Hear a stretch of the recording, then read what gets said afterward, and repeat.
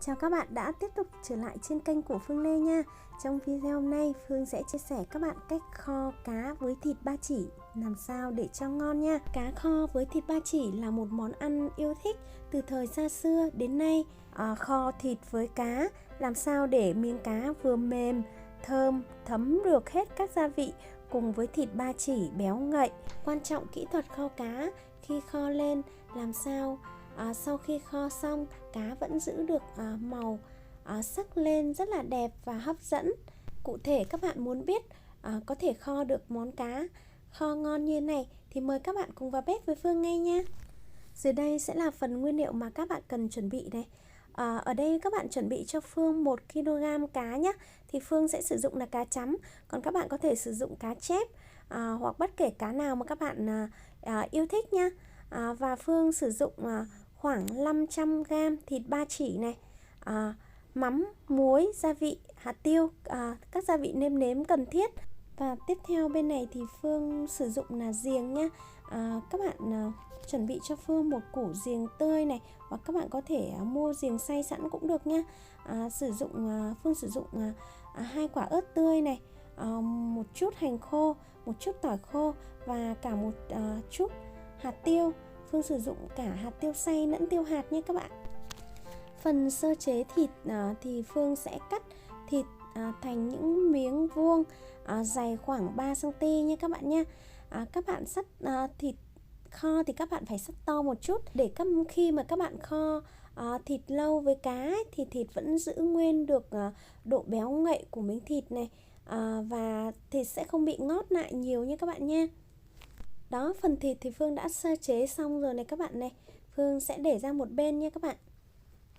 Hành với cả tỏi thì các bạn đập dập và băm nhỏ ra cho Phương như thế này. Rồi sau đó thì các bạn chia làm đôi. Một nửa thì các bạn cho vào phần thịt để ướp nhá. Còn một nửa thì các bạn cho vào phần cá để chúng ta ướp luôn. Rồi bây giờ chúng ta sẽ tiến hành khâu ướp thịt và cá này. Ở đây thì Phương sẽ ướp thịt trước. Phương sẽ cho vào là 1 thìa canh đường vào thịt nha các bạn. Tiếp theo là các bạn cho Phương 2 thìa canh hạt lem nha. Tiếp theo các bạn bỏ vào tiếp cho Phương là 2 thìa canh nước mắm này, cộng thêm 1 thìa cà phê bột ngọt và 1 thìa đầy cà phê tiêu xay nha các bạn. Rồi bây giờ các bạn trộn đều tất cả các nguyên liệu gia vị lên để cho gia vị thấm với cả thịt. Phần thịt đã xong, tới phần ướp gia vị cho cá này. Ở đây thì Phương cũng sẽ cho 2 thìa canh bột nêm vào cá nhé các bạn. Và các bạn cho Phương nửa thìa canh đường này. Tiếp theo các bạn ướp vào đây cho Phương là 3 thìa canh nước mắm luôn nha. Và điều quan trọng nhất là để kho cá cho cá lên màu đẹp thì các bạn cho Phương là 1 thìa canh bột nghệ nha. Hoặc các bạn có thể sử dụng củ nghệ tươi cũng được. Các bạn đập dập ra rồi sau đó cho nghệ vào. Và các bạn cho thêm vào là 1 thìa canh hạt tiêu xay. Rồi các bạn trộn đều gia vị để cho cá thấm hết được gia vị nha các bạn. Các bạn để cho thịt với cá ngấm khoảng 30 phút. Rồi sau đó chúng ta mới đem đi chiên sơ nha các bạn. Rồi bây giờ ở đây thì Phương đã để sẵn một cái chảo này. Phương sẽ chiên qua thịt trước nha. Các bạn nên bỏ thịt vào và chiên. Chúng ta đảo cho thịt vàng, xém cạnh một chút để cho thịt dậy cái mùi thơm. Như vậy thì khi mà chúng ta kho thì thịt ăn sẽ rất là ngon, rất là thơm và chắc nữa. Và kể cả cá cũng vậy nhé. Các bạn chiên sơ chút cho Phương. Các bạn nhớ là các bạn chỉ chiên sơ qua để cho cá săn lại thôi, chứ chúng ta không được chiên kỹ quá nha. Tiếp theo ở đây thì các bạn thái cho Phương gừng tươi ra thành những lát mỏng như thế này. Hoặc là các bạn có thể mua sẵn gừng mà họ đã xay sẵn ở chợ cũng được. Như vậy thì cũng rất là tiện. Rồi bây giờ các bạn chuẩn bị một cái nồi dày dặn hoặc nồi đất để kho nha. Thì các bạn xếp hết phần nát gừng ở bên dưới cho Phương, rồi cho thịt ở dưới luôn. Phương đã phải đổi qua cái nồi to hơn này các bạn này. Thì các bạn xếp hết thịt ra, rồi tiếp theo là các bạn xếp cá vào nhé. Sau khi mà các bạn đã xếp hết cá và thịt vào nồi rồi ấy, thì lúc này các bạn cho nước vào cho Phương nha. Các bạn cho nước nóng cho Phương và đổ xâm xấp mặt cá nhé. Tại sao phải cho nước nóng? Tại vì khi mà các bạn kho cá, các bạn cho luôn nước nóng vào ấy, thì cá nó sẽ luôn luôn giữ được cái vị thơm và không bị tanh ấy các bạn. Cá thì Phương đã cho sang bếp bên cạnh để đun này. Và cái nồi này thì Phương bắc lên để thắng nước hàn đấy các bạn. Các bạn cho khoảng 2 đến 3 muỗng canh thì đường vào nha. Rồi các bạn bật bếp đun và các bạn quấy liên tục để đường tan chảy ra nha.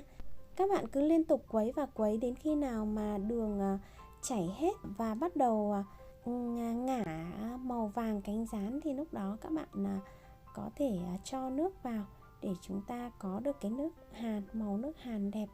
Các bạn tự thắng nước hàn như thế này thì nó sẽ lên màu rất là đẹp. Cá kho nhìn sẽ rất là hấp dẫn ý các bạn. Còn nếu như mà các bạn ngại thì các bạn có thể mua cái nọ nước màu họ thắng sẵn, có bán ở ngoài chợ hoặc trong siêu thị nha.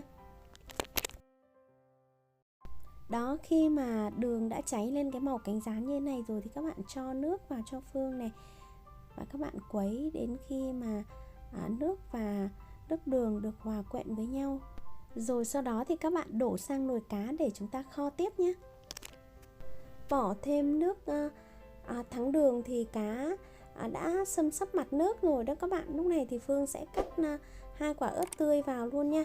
Và bỏ luôn cả chùm hạt tiêu nữa để kho chung luôn. Và lúc này các bạn có thể nêm thêm gia vị nếu như các bạn thấy chưa vừa vặn nha.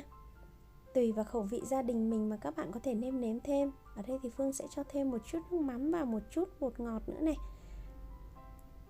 Các bạn nên nhớ rằng các bạn cũng lên thêm một chút thôi nha. Tại vì các bạn phải tính được rằng là khi mà chúng ta kho cạn nước ấy, thì cá và thịt sẽ rất là ngấm gia vị. Nếu các bạn cho nhiều thì sẽ dễ bị mặn. Cái tỷ lệ mà Phương chia sẻ các bạn lúc ướp thì cũng đã vừa khít với cái lượng cá và thịt sử dụng để chúng ta kho được cái nồi cá vừa vặn ngon rồi nha các bạn. Cũng tùy vào khẩu vị gia đình mà các bạn có thể gia giảm thêm một chút gia vị thôi nha. Đó, sau khi mà Phương kho ninh ở trên bếp khoảng hơn 1 tiếng này các bạn này. Các bạn thấy không? Màu cá lên rất là đẹp luôn và thịt đã bắt đầu mềm này các bạn. Lúc này thì các bạn có thể tăng lửa to thêm một chút để cho nhanh cạn nha. Hoặc là các bạn muốn cá kho kỹ thì các bạn có thể đun lửa nhỏ và chúng ta để hở vung ra để cho nước nhanh bốc hơi thì sẽ nhanh cạn hơn đấy các bạn.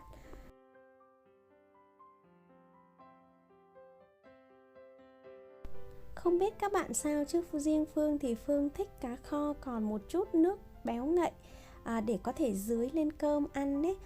Còn bạn nào mà muốn kho kỹ, kho cạn thì các bạn có thể đun thêm tới khi nào mà các bạn thấy rằng cái nước đã cạn đạt như ý muốn của các bạn thì các bạn có thể tắt bếp nha. Đó, các bạn nhìn món cá kho của Phương có hấp dẫn không nào? Màu sắc rất là đẹp và hấp dẫn đúng không? Thịt kho mềm nhưng không bị nhão, cá cũng vậy, rất là chắc. Như vậy là Phương đã chia sẻ xong các bạn cách kho cá làm sao để cho ngon và hấp dẫn nhất rồi đấy. Nếu như các bạn thấy kênh của Phương hay và yêu thích những video mà Phương chia sẻ thì các bạn đừng quên tặng cho Phương một like và hãy nhớ tích vào mục đăng ký để có thể nhận được chuông thông báo khi Phương đăng tải và chia sẻ những video mới, những món ăn mới trên kênh nha. Xin chào và hẹn gặp lại các bạn ở những video sau.